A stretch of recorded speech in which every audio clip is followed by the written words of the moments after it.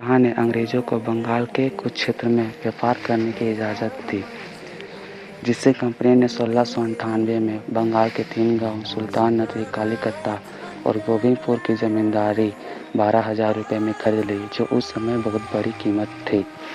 बाद में उन्होंने उस ज़मीनों पर किलेबंदी की और वहाँ पे फोर्ट विलियम बनाया, जो बाद में कलकत्ता शहर कहलाया जाने लगा। चूँकि मुग़ल बादशाह द्वारा उन्हें निःशुल्क व्यापार करने की इजाज़त मिल चुकी थी, इसीलिए वो मनमाने ढंग से व्यापार करने लगे थे। मुग़ल बादशाह औरंगज़ेब की मृत्यु के बाद बंगाल के नवाब अपने को सशक्त बनाने में जुट गए।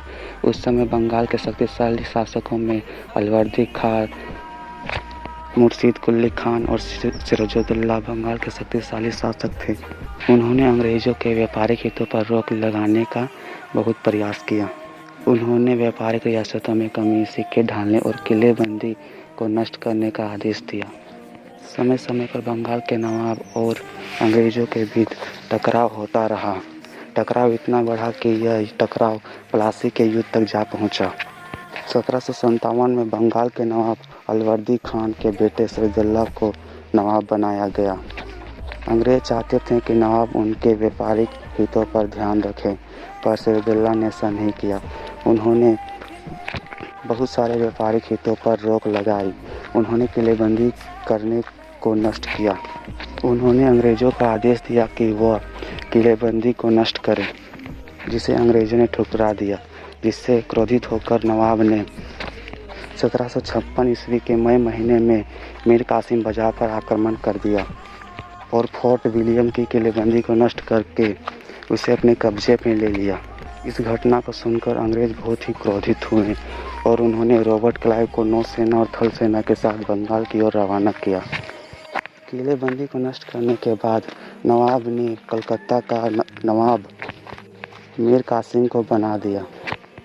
जब रॉबर्ट क्लाइव अपनी सेना लेकर कलकत्ता पहुंचा तो मीर कासिम ने भी किसी विरोध के कलकत्ता अंग्रेज़ों के हाथों में सौंप दी। जिसके बाद 23 जून 1757 ईस्वी में सिराजुद्दौला और रॉबर्ट क्लाइव के बीच प्लासी का युद्ध हुआ। यह युद्ध कुछ मात्र घंटों का ही युद्ध था। इसमें सिराजुद्दौला के सेनापति मीर जाफ़र ने विश्वासघात किया, जिसके कारण सिराजुद्दौला की मौत हुई और अंग्रेज़ों की विजय हुई। अंग्रेज़ों ने मीर जाफ़र को बंगाल का नवाब बना दिया। अंग्रेज़ सोच रहे थे कि मीर जाफ़र उनके व्यापारिक हितों का ध्यान रखेगा, लेकिन वो उनके व्यापारिक हितों पर आनाकानी करने लगा, जिससे अंग्रेज़ों ने मीर जाफ़र को हटाकर मीर कासिम को बंगाल का नवाब बना दिया। उसके बाद मीर कासिम भी उनके व्यापारिक हितों पर रोक लगाने लगा। इसलिए अंग्रेज़ों ने जुलाई 1763 में मीर जाफ़र को बंगाल का फिर से नवाब बना दिया। इसके 22 अक्टूबर 1764 ईस्वी में बक्सर का युद्ध हुआ, जिसमें एक तरफ अंग्रेज़ थे तो दूसरी तरफ मुग़ल शासक शाह आलम द्वितीय, अवध के नवाब सिराजुद्दौला और मीर कासिम था। इस युद्ध में अंग्रेज़ी सेना का नेतृत्व कैप्टन मुनरो कर रहा था।